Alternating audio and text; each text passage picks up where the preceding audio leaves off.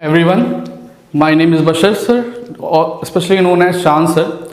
As you all know that due to Corona, COVID-19, we are unable to interact with you all.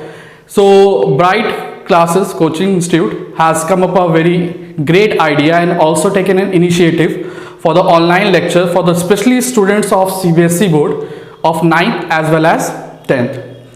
So this is first video for you all because I'm just going to analyze or frequently tell you about the subject matter of the syllabus and also with respect of marks. So the aspiring board students or acquisition of knowledge, you can able to understand all the frequency of class 10th board examination. Furthermore, with the specialization of what you study, how to study and how to analyze each and everything. Okay. So here we go. I'm just presenting you a blueprint of this syllabus so that you are able to understand the subject matter of the fact that more or less you have to concentrate on the subject matter of the syllabus plus the marking scheme prescribed by the CBSE board examination. Okay, so here we go. First of all, I would like to suggest one thing, that before understanding the CBSE norms with respect of English language paper, you have to be very much sure about the content matter. Nevertheless, many students ask me, sir, why we are so much precure on the subject matter of the content, whether it is essay, letter, notice, email, or the subject matter of the grammatical part also. So please try to understand one thing in a very straight manner. If you really want to excel in English language paper in 2020-21 ratio, you have to be very much sure that what are you reading and the subject matter of it should be very much comprehended. Okay, so to make easy for you, I am just dividing in terms of only English language terms. Okay, so point number one, what is English language syllabus being distributed in terms of study matter? So first of all, you have to be very much sure of reading section, right? As I'm just dividing this particular syllabus into two equal parts, reading section and the other would be writing section. Many students think that, sir, English language paper and literature are just being combined. So more concentration is on literature and minority zone, you just treat English language as a very easy particular terms. But let me assure you, English language also contains 50 marks criteria and English literature contains 30 marks criteria. Together the paper will be of 80 marks and 20 marks will be of the project matter consideration. Okay, so remember one thing, if you really want to excel or achieve good percentage of marks in your English paper, then you have to study both, that is English language as well as English literature. Coming to the reading section of this particular phenomena, reading section is being divided into two parts. First is factual, second is descriptive.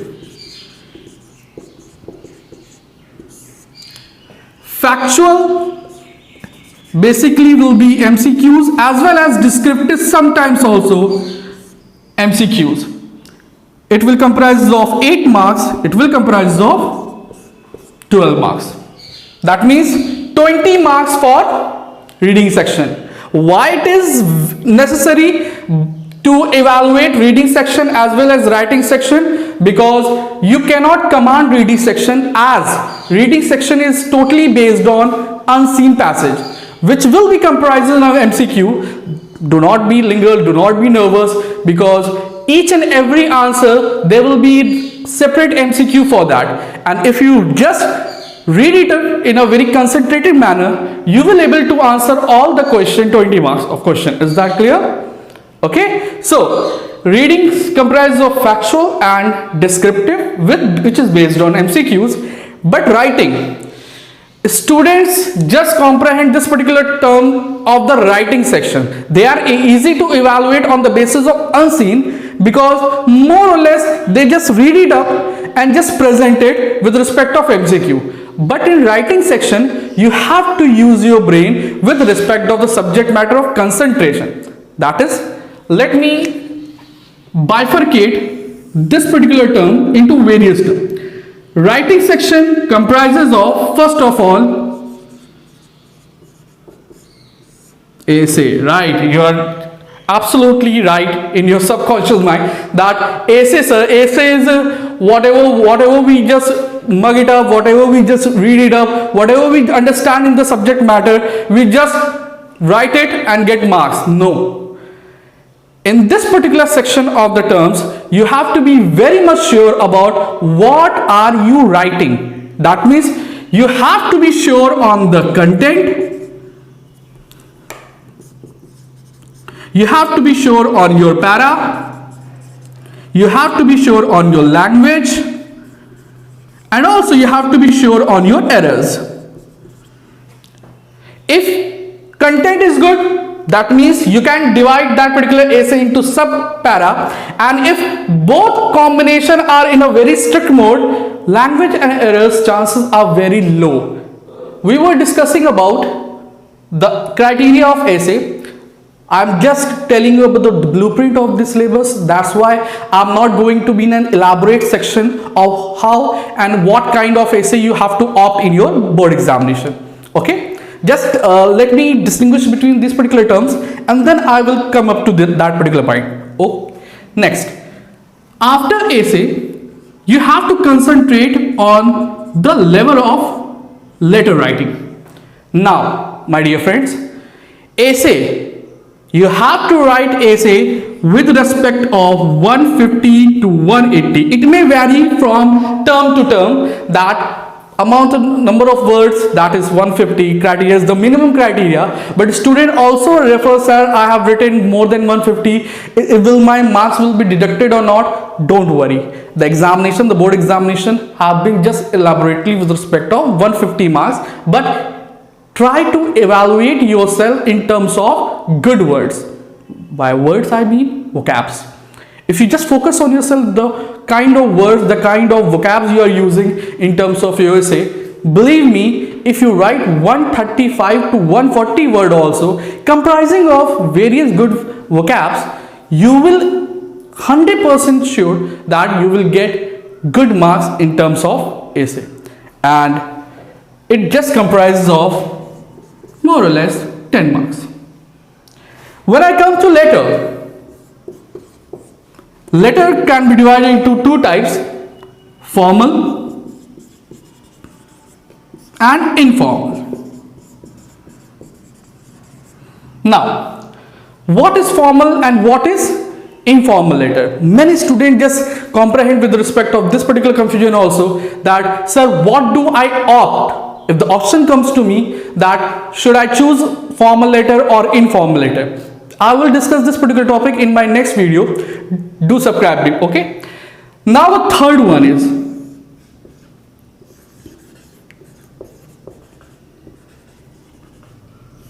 the grammar.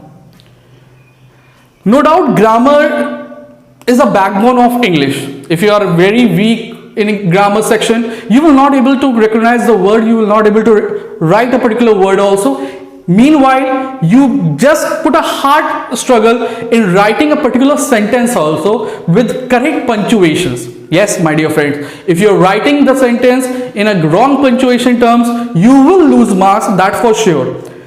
But what is grammar, sir, and what are the conditions which are included in the grammatical terms? Don't worry, I'm just getting into it. First of all, if you really want to attain good marks, please just properly enlist the concept of tenses. You'll be very shocked to hear that if you are very weak in tenses, you cannot make a particular sentence, you cannot make a particular error-free sentence, you cannot do errors and their rectifications. So before starting any grammatical terms or of English language, just be sure that your overall concept of tenses is very clear. Okay? Rounding off, after tenses, you have to be sure of active, passive. Right? Many of the students say, sir, I'm very good in tenses or I'm very good in active passive, but they do not know what form of sentence is active or what form of sentence is passive. Don't worry, in my next video, I will be teaching you all about the various concepts of active passive with their proper and all rules, so that you may able to grab that and you can attain good percentage of marks in terms of grammar also. Next is direct, indirect. Many of the students or many of the teachers must recognize that it is a reported speech. Of course it is, right? It has different names. Reported speech or direct, indirect is also very much important, because if you want to excel in your writing as well as communicative skill, you have to be very much sure about these three terms. No doubt sentence, no doubt part of speech is very much important, but if you just grab in the terms in your lower classes but in the upper classes you are not able to write a particular sentence also, guys, this should be eliminated in the future of time. Okay, so be sure that you do excel, you do good in these particular terms. More than that is subject verb agreement. Right, you must be knowing that a slight error can devastate a particular sentence or destroy the complete meaning of that sentence, because it is just a matter of this particular topic which is known as subject verb agreement. It is an agreement that verbs should satisfy with terms of subject and subject should satisfy in terms of verb. I will be just making another video of this particular terms, so don't worry. I will teach you all one by one separately in my separate lecture about this particular form. Okay, so sit back and relax, but you have to concentrate what I am telling you now. Next is preposition. My dear friends, like in a body, in our organs works continuously and simultaneously. If one organ is affected, our body will not be considered as healthy. Same as if you lose one particular grammatical part, the whole concept, the whole particular terms will be just destroyed in terms of getting good percentage of marks in board examination. So you have to concentrate each and every terms, nor more nor less, but you have to equate it all, right? Whether it is sentences, active passive, direct, indirect, subject verb agreement, preposition, and one more thing, determiners.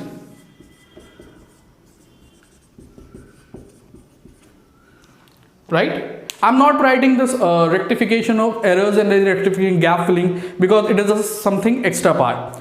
Clear? So all you have to do, if you are very good in terms of unseen, that is MCQ, 812, that is 20.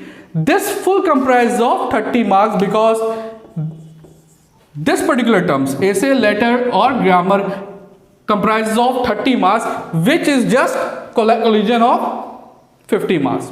Clear? So if you want to score 45, 46, 48, 47 out of 50, you have to concentrate on this particular blueprint in a very much sure manner. And believe me, if you just give yourself in a very normal zone also, you will be able to achieve a good percentage of marks in English language. Okay? Thank you.